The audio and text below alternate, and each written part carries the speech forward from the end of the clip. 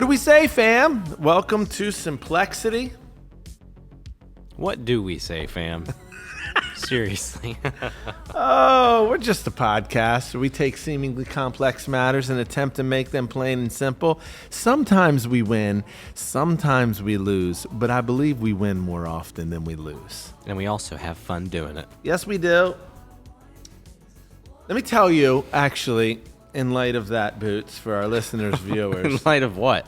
Losing? That Or how winning? you said, but we have fun doing it. Oh, okay. I want to tell you about the most amazing introduction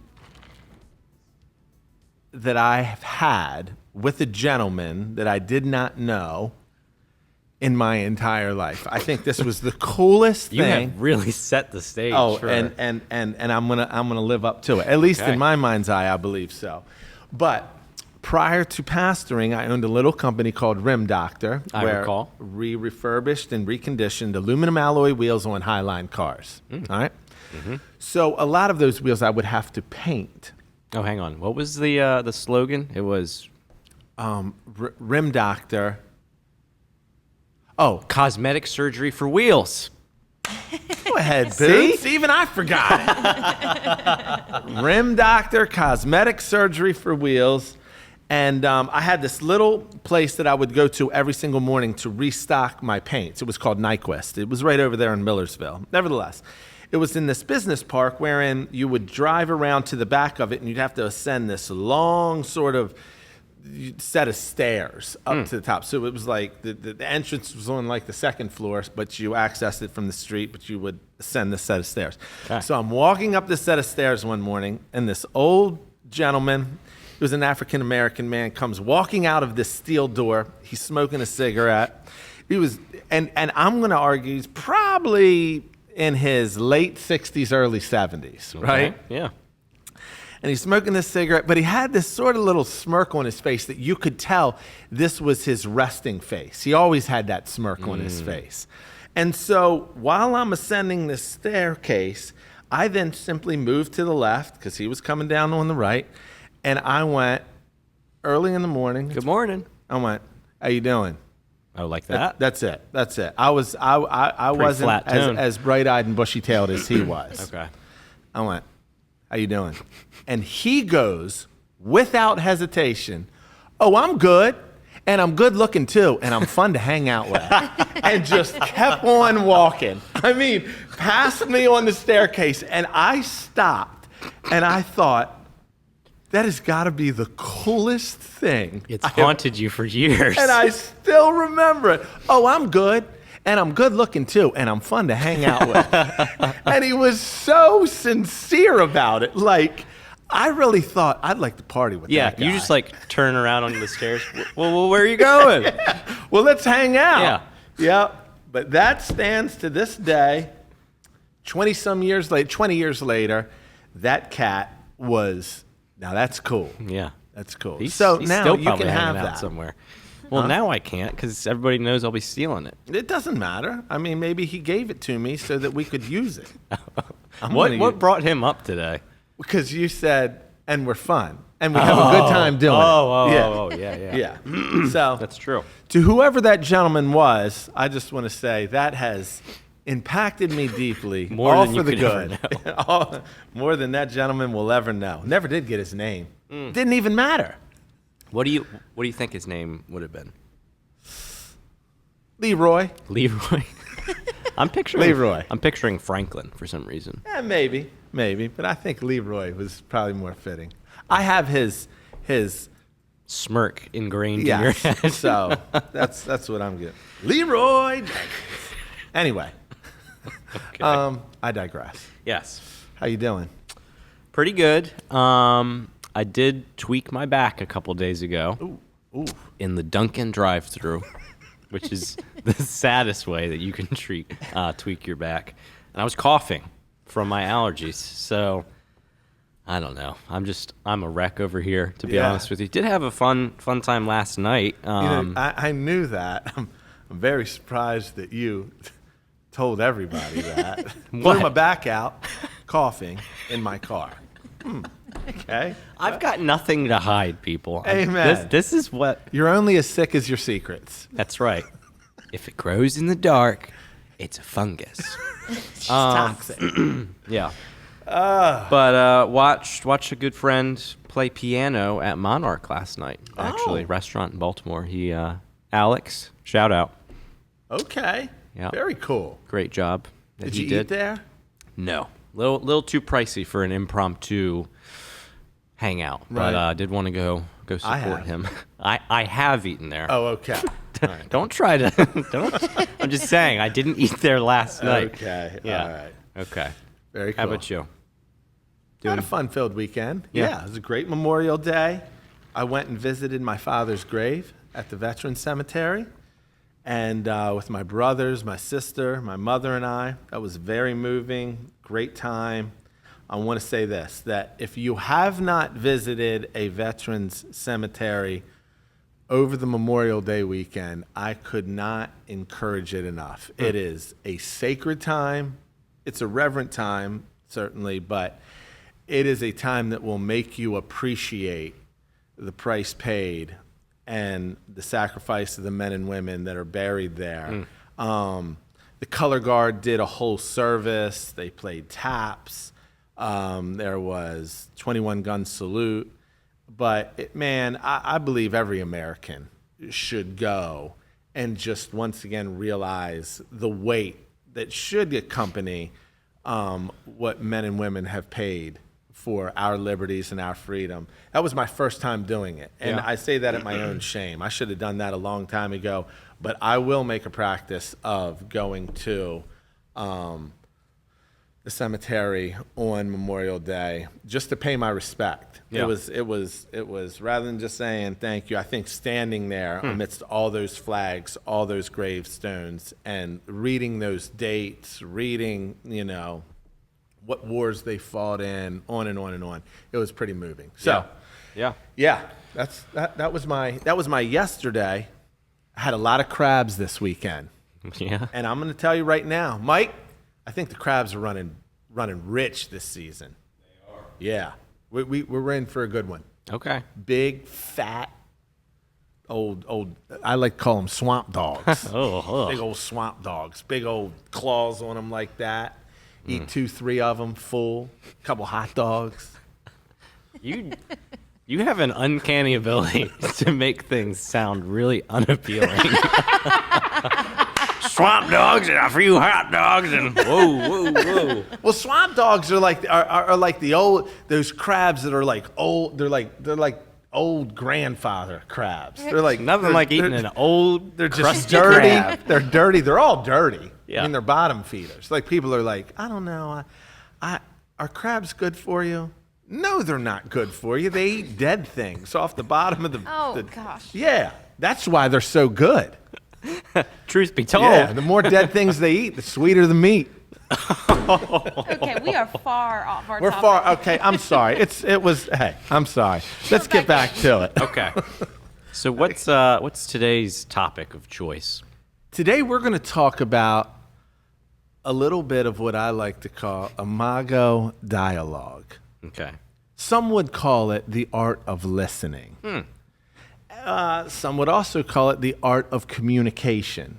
So What else might they call it? I could do this all day.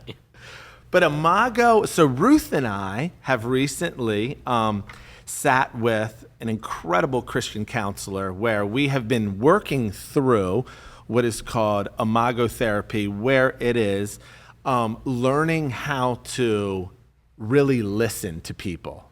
Certainly one another, but there was a gentleman by the name of, I believe his name is Harold Hendricks. Okay. I could be wrong, but it's Dr. Hendricks. He wrote a book called Getting the Love That You Want, wherein he says that so much when it comes to whether it's marital relationships, but then he gets really universal where he teases it out and applies this to every relationship, family, siblings, coworkers, friends, wherein most people feel either connected or disconnected over the degree that one is able to listen.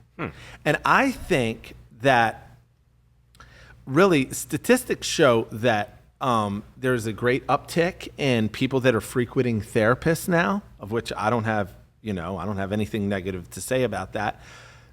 But one of the big sort of emphasis on people sitting with a therapist is because they have no one to listen to them. A therapist is many times trained in the art of just listening, of absorbing. Right? I'm just picturing Trish, whom we've had on the episode. Yes. I'm just picturing how good she is at active listening. She was, shout out to Trish. Yeah.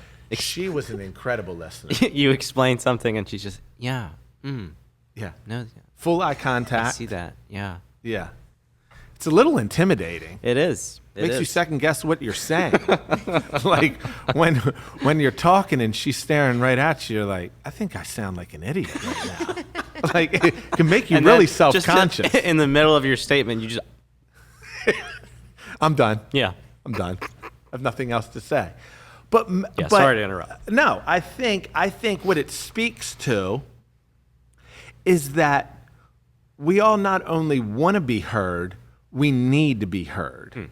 And so if you come from a dysfunctional home where, and a few episodes ago, we talked about the 5 dysfunctions in a home, the abusive home, the chemically sort of dependent home, the anger-driven home, the absent home, all of this stuff. Many times, one of the ingredients within that home that really lends itself to trauma or wounds and even lasting impressions where people pick up is that those homes are not listening homes. They don't have parents that can hear either their sons, daughters, the spouses within that home don't listen to one another. They may think that they're listening. If you were to ask them, do you listen to her? Do you listen to him? They would say yes. When in fact, if you were to pull the sweater string, you would find they really don't listen. They don't know how to listen. So if you're raised in a home that is not a listening home or a home that practices what our counselor would call imago, then they just simply repeat the behavior or the environment that they were groomed in, not themselves knowing how to listen. And so really when you get right down to what's called Imago Dialogue, it's relatively simple, but it starts with a premise. Yeah. Do you know anything about this? I don't know. I don't know anything about it, actually. You sent me an article and I read it. Yeah. Did it intrigue you? It did. It piqued my interest. There we But go. I will say, when you first mentioned talking about this concept, I immediately, you said, I want to talk about Imago Dialogue or whatever you said. Right. Whatever it is you said, I wasn't listening. No, but I immediately misheard you and thought you said, I want to talk about Imago Dei, which obviously image bearer, image of God. Right. So my assumption is that is part of the premise of this, is that everyone is an image bearer, therefore. Absolutely. So, but I can't expound upon that. That was just an assumption. So you are exactly right, little partner. Is that Cha-ching! Is that the imago has to do with that you hear through certain filters, or like a real big buzzword that we hear when it comes to mental health or mental wellness, mental therapy, is that people have triggers. And triggers are a result of what Imago would start with as described as impressions. So, case in point. So let's say you're raised in an environment that is one of those dysfunctional homes. Well, in your adolescent years, even into your preteen years and your teenage years, you are forging impressions of wounds that happen, impressions of things that you saw, words that were spoken, fights that you witnessed, fathers that left, mothers that were absent or driven with anger, stress, anxiety. All of these things create impressions. Those impressions then trigger certain behaviors, or rather than certain behaviors, certain feelings, certain responses, certain fears, certain, oh, that makes me come alive. Oh, that brings me back to. And so what is seldom understood when it comes to listening or communicating is that you and me probably have different impressions that were created be the fact that we are image bearers of God, the environment in which we were groomed in created certain impressions that then affect the way we listen or how we hear or how we interpret. And Can we give an example of that, perhaps? Yes. Yeah. So let's make this about me. Let me use my father for an instance. My father, I can tend to be a very bombastic. I'll just stop there. I can be bombastic. I like to raise my voice. That's another T-shirt. I can be bombastic. You see Leroy coming down the stairs. He reads that shirt. He's like, "You might be fun to hang out with too." Totally. So one thing that I got that I think I got that from that could be hereditary, that could be my personality, that could come from my mother. It certainly didn't come from my father. Yeah. So Your mom's not very bombastic. She used to be. Did she? Oh, Vicky was a bombastic mom. Really? Because she's the chillest person I've ever met. Yeah, it's all a lie. No, when I was younger, mom was the one that would pop off. Dad never did.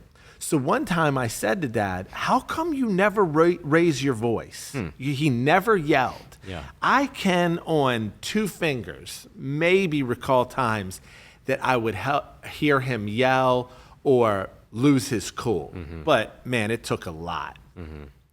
And I asked him one time, how come you never raise your voice?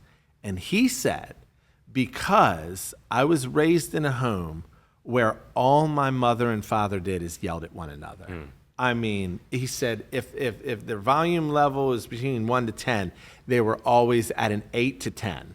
They would just scream across the house at one another. And it was very, very dysfunctional. My father's father, my grandfather, committed suicide when my dad was 16 years old on his bedroom floor. Jeez. It was a traumatic thing.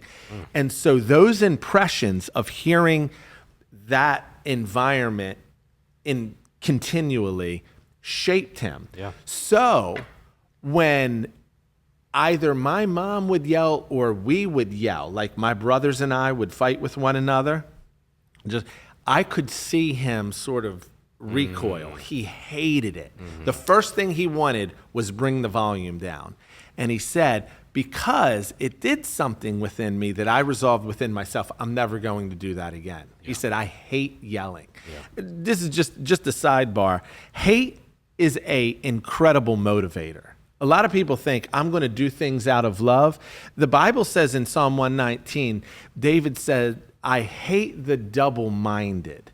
He wasn't talking about a person. He was talking about a character trait. I hate those that are in, out, on, off, true, lie. I hate the double-minded. And he said, so I have set my heart to follow your decrees, that I may follow your law. Sometimes the most incredible thing we can do to find what we want is first to determine what we hate. Yeah. And I really believe that it says in the Psalms that there's 7 things God hates. Hate is a strong, strong emotion. So when you're raised in an environment that puts an impression on you to cause you to hate it, you then demonstrate a behavior many times opposite of it or as an outworking of it. And so Dad hated yelling, so he never raised his voice. That was an impression. And when we would yell, he would sort of recoil. So that created an impression in him. And therefore, when ever Dad would get into a conversation, if you raised your voice, you would immediately lose him. So you would think, well, hey, if I'm intense, or hey, I raise my tone, or I get bombastic. That's just who I am. That's who I am, and that'll really emphasize my point. With him, you would lose him. He would disconnect from you. I say all that to say this is why when it comes to listening and speaking, there is no given. And a lot of times we assume in communication, you're picking up what I'm putting down if it makes sense to me, or I'm saying something that's congruent with me and how I feel.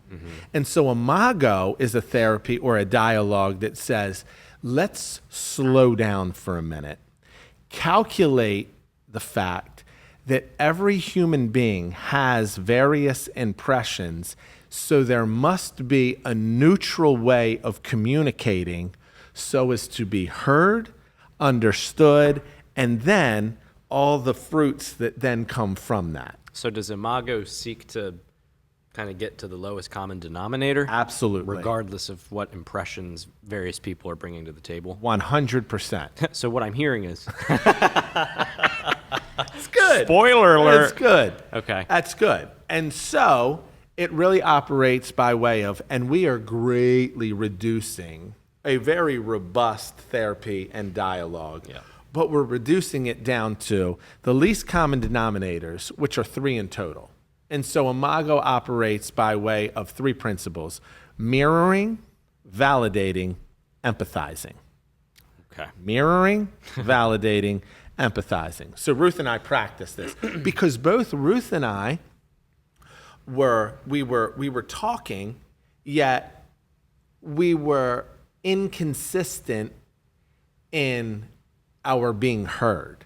And so we went, when people say, listen, conflict resolution or relational harmony or connection is really rooted in communication, there's a legitimacy to that. It's not being too much of a reductionist. It's not like, well, yeah, but there's big matters at play here. A lot of times when there comes to, like, let's just take a marriage, for instance, and there's a disconnect, or there's a constant conflict, or there's an ongoing dysfunction. A lot of people would argue, okay, well, here's the issue, and they'll go right to what is called the point.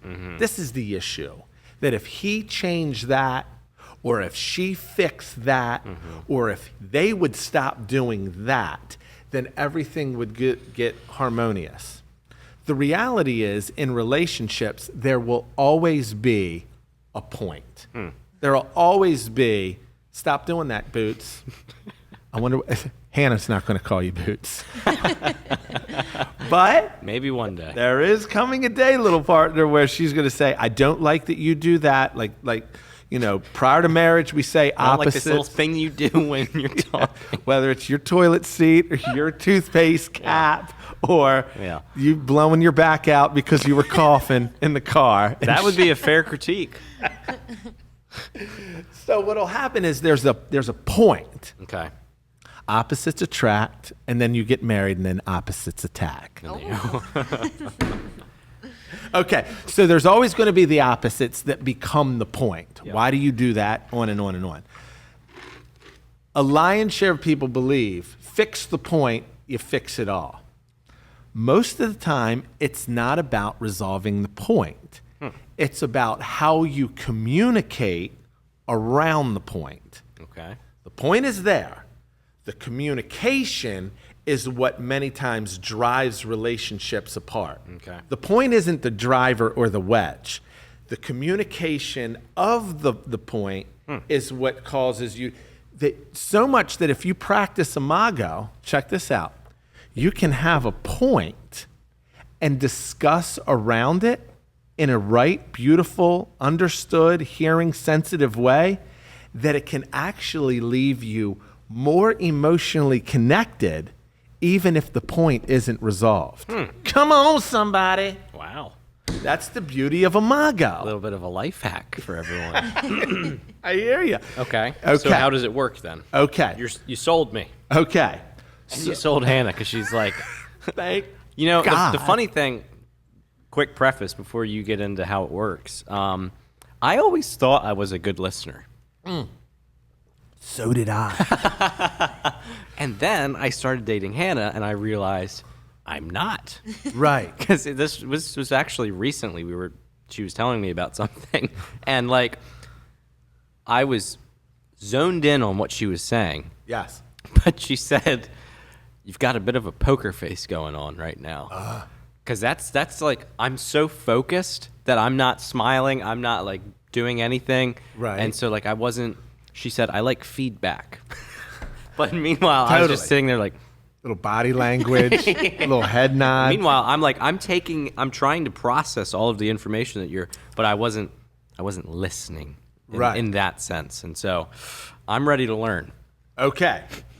Well, then let's go to class. All right. Let me get my notebook out. So number 1 is mirroring. So mirroring is essentially what you just said. It's communicating. Now, know this, ladies and gentlemen, this is big. You listening, Mike? Becca? Got it. Many times when it comes to men and women, and I'm not saying this in any condescending fashion, so hold your email. But We don't have an email We for don't you. have one. Women, thank God. Women tend to use a lot more words in their communication of how they feel Yep, that's or accurate what for us. their issue is with the point than men do. And so one of the practices of Imago is that it's called juice cupping. So juice cupping means that rather than when you communicate in juice cup sizes. So rather than saying, hey, I got a gallon of stuff that I want to unload on you, and then I want you to mirror that back for me, you can't do that. It's not fair. That's not fair. It's overwhelming. It's overwhelming, right? And you're talking to men. Yep. So I need not say a whole lot about that. All right. And so I like this so far. I think the juice cups works well for our benefit. Yeah. But the juice cup measure is that you speak in bite sizes to make sure the other person is hearing you. Mm-hmm. So let's practice. Okay. So Boots, there is an offense that I've had as of late. Something that's really, really gnawed away at me, and it's caused me restlessness and some sleepless nights. Oh, Get that look off your face. That was me attempting to have a sympathetic expression. No, we can't do this because I Okay. can't keep a straight face. You sound kind of upset. So what would happen is I communicate my offense, and then That didn't feel very juice cuppy. right. Well, I was gonna put a period there, and you want periods, not commas. Okay, good. Periods, not commas. Good. So say your piece. Hey, I'm really offended when you do this, and you said that the other night, and it felt very disrespectful. Okay, now mirror that. Okay. So This is so weird.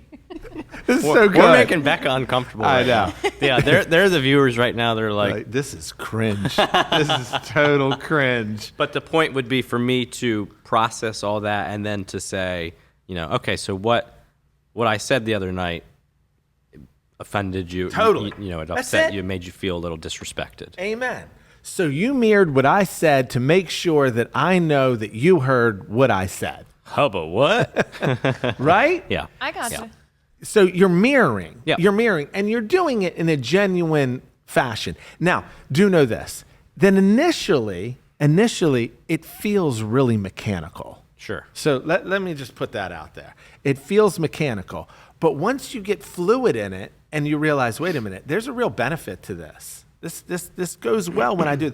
And this doesn't have to apply solely and exclusively to marriages. This is friends and siblings and coworkers, and you don't have to do it to where you feel like you had to check your dignity at the door. right? Like when you're, Yeah. on the golf course with your buddy. So what I heard you say is, Yeah. Now, hey, I could be way off with this. right. Just for the record, I know John and Mary. Hopefully this isn't TMI, but I think that they have employed something similar. I think they've taken it a little bit further, actually, to the extent that they used. Of course, John would. Of course they would. Yeah. Their thing would be, they used to do simply, okay, so my understanding is da da da da da. Yep. But now it's they will need to try and try again until the other person confirms, like, that's exactly it. That's it. So like you can do your attempt of, so you feel a little da da da da. Nope. Yeah. Nope.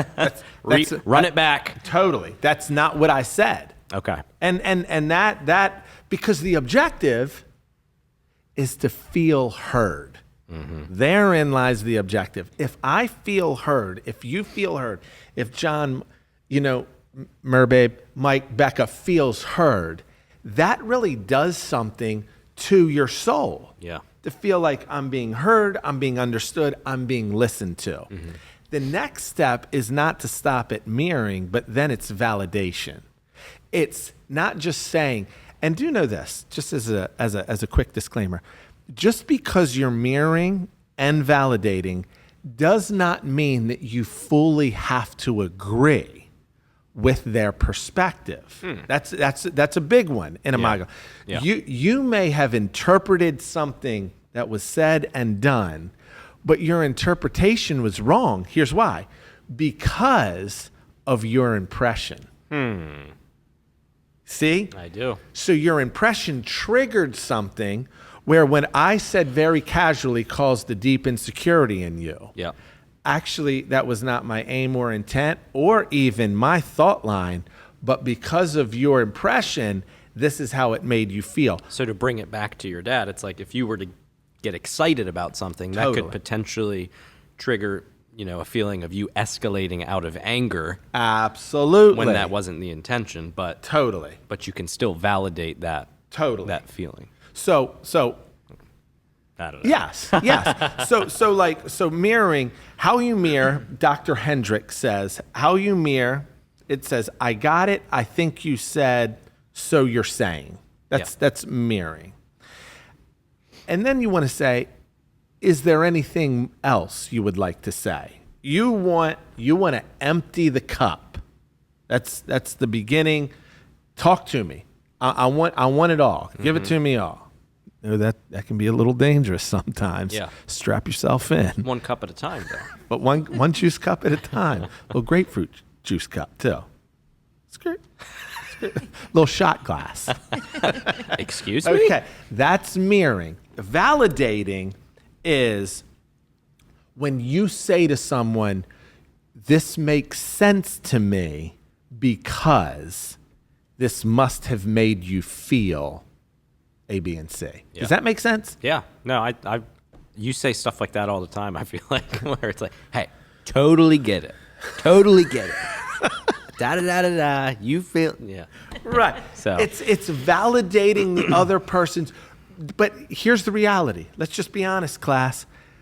I think many times when you back me into a corner and you accuse me of saying this, and my knee jerk is I want to invalidate what you're saying. That's I want to me. make sure I can prove you wrong. And so I don't care how you feel. I don't care what you thought I said. I don't care how you interpreted that. The truth is, and what that leaves, that's where the divide starts. Hannah got you to do this episode, didn't she? I Hannah? see what's going on here. I'm going to send you my bill, girl. Mail the check right to the church. Yeah. No, so validating is saying, that makes sense to me. Yeah. I get it.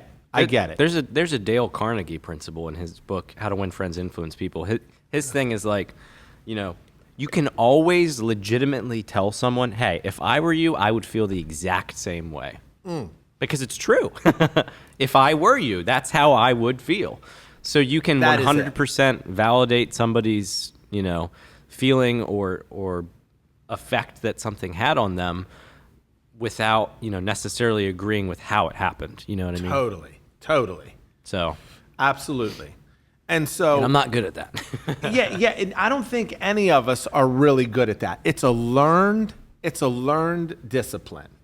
And I think first what one must identify is I'm not as good of a listener as I thought. I thought, to your point, that I was a really good listener. Why? Because I can give good eye contact.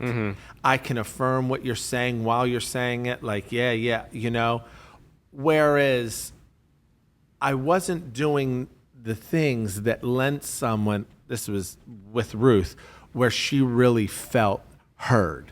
She just felt like I could stare at her, give good eye contact, and I was like... So where was the disconnect then? The disconnect is that I wanted to get through it, and she wanted to slow down and process it. Know this. If you are bombastic or you are a type A person, so this is for all my type A peeps out there. When you get into conflict, many times your communication speeds up. So you get rapid fire back and forth. Oh, I got a tit for tat. For everything you're saying, I got something back at you. And even if you're not coming back at me, I'm just going to let you have the gallon of it. So you get really fast. Yeah. When it comes to people that are suppressed, or like that suppress their anger, or they get passive aggressive, or they get despondent, or they disconnect, this isn't so much their problem. For a person that communicates out of a type A, that they're a verbal processor, that Imago is really, really suited for them. Why? Because Imago forces you to slow down. Yeah. You don't get to, and when the other person is speaking, you wait till the end to say, hey, that didn't make sense to me. Can I ask a question? You don't cut them off. Yeah. Let them have at it. But Imago has a lot to do with speed. Yeah. Because speed interprets sensitivity, you're hearing me, you're listening to me. So then it goes mirroring, validation, empathizing. This is the hard one. They all seem kind of hard, to be honest with you. Amen. So empathizing is to say, after I validated, hey, I get that, I hear what you're saying, is to say, I can imagine I made you feel this way. And to really get in their shoes, I can only imagine that when I said that and you heard it through that impression, that trigger, that it left you feeling A, B, or C. If you communicate that to me in my offense, if I'm carrying an offense, that draws me closer to you. I think we've gotten a lot closer over this episode. Over our imaginary spat. Totally. Yeah. So that's the thing, is the point doesn't even need to be see? real. You see what happens? Yeah. So the point becomes the sub-issue. The communication around the point is the issue. Okay. Because in marriage or in relationships, there will always be an issue. I'm being redundant now, but I think the comms around it are really where the emphasis should be. Because when you learn to communicate, you can overcome any issue. Come on. Can I ask a clarifying question? You certainly can. You know, you said something that didn't really make sense to me, so I just want to make sure. No, help me distinguish between validation and empathy, because they feel kind of similar. So validation is going, I heard what you said, and I agree with what you said. Empathizing, I, on my own, am taking it a step further. I am actually leading it back to you to say, although you may not have said this, this is how I imagine I made you feel. If you can speak to my feelings and the depths of them, even more so than maybe I did. Now you don't, this doesn't mean that you dramatize. It doesn't mean that you, but like, okay, so so the other day when I called you. Oh. Yeah. I'm going to give a real life example between Roots and so the other day, I made I made a Simplexity decision, and I didn't inform Boots. I just told Beck, right? Yep. And then Boots he felt like, wait a minute, I was out of the loop. He got his feelings hurt. He's got his little heart hurt. he got a little hurt, whereas because I left you out of the loop and I wrongfully assumed that the news would find its way to you, or actually I intended to call you. I promise I intended to call. Yeah, let's clear that one up. You Yeah. said you would call Yeah, it. actually I said that I would call. This is the situation when I'm so glad that Becca's got that mic over there. She's like, he said he would. Yes, and I did, and I did not. So then I called my man, and I said, hey, please forgive me for not calling. Now, this was less of Imago because we didn't do the whole mirror validation. To a degree, you did, though. To a degree, you did. You know, it's not like I came with an offense and said, like, well, this is, you know. You were very gracious. You were like, hey, man, I totally get it. You're busy. You forgot to call. You gave me all the rope. And I very much appreciate Well, you're that. quite welcome. But I think, wish Ruth would do that more. Oh my God. no, but the point is, in a lot of ways, you beat me to the punch. Okay. You know, in Right. the sense that you said, hey, if this I totally get that would be frustrating. You know, if this X, Y, and Z happened, I 100% get feeling out of the loop or whatever. You know, so you kind of did that before I would even have the chance to. Okay, right. You know. And then you said, because you were being gracious, you were like, hey, man, no big deal. I totally get it, yada, yada, yada. And you continued. And I said, but here's the reality, man. If I was on the receiving end of that, and I did think about this, I said, I would feel like, yo, you're making decisions, you're leaving me out of the loop. It makes me feel undervalued and like whatever I said. Yeah. Whatever nonsense I. Clearly. But I was saying, hey, I was empathizing. Yeah, and felt very legitimate. Yes, and that was very sincere. Yeah. Because when Beck called me and was like, yo, dude, you dropped the ball, I felt I did drop the ball. All of that then, the issue was a missed phone call. Yeah. The result was a closer bond. Closer. Forged friendship. Look at Mike smiling. Mike's like, this is out of control. All that to say. Yeah, that episode was a bit, I don't know, not for me. He's just afraid Kelly hears this one. Yeah. But that is the art of listening. I want to say, if we as a people learn to listen better, we'd be a whole lot better off. Yeah. Whether it's politically, whether it's maritally, whether it's issuely. You know, when it comes to issues that, man, we see it this way, you see it that way. If we learn to listen to one another, hear like our great God and King did and does when he says, and I say, come, let's reason together. It's an incredible thing that God made us as communicative beings, but at the same time, he also made us to be listeners. Be slow to speak, Scripture says, and quick to listen. The fact is, many times we just don't know how to. Yep. And I think if we get it, we get a lot. And so I can't commend Imago Dialogue more. And it's easy. You can Google it, find it, read all about it, and then reap all the benefits from it. But that's my 2 cents, and then I digress. Yeah, that's good stuff. And I would just say, Hannah, I think you're very good at this. And Ruth, so are you. You're not going to one-up me, little partner. Yeah, not today. Yeah. How long have you guys been doing Imago? We've been doing this probably about 4 or 5 months now, and it's been so good. It started feeling mechanical, Yeah. but now I feel like, man, we're getting our stride, doing the dang thing. It's cool. Yeah, and so yeah.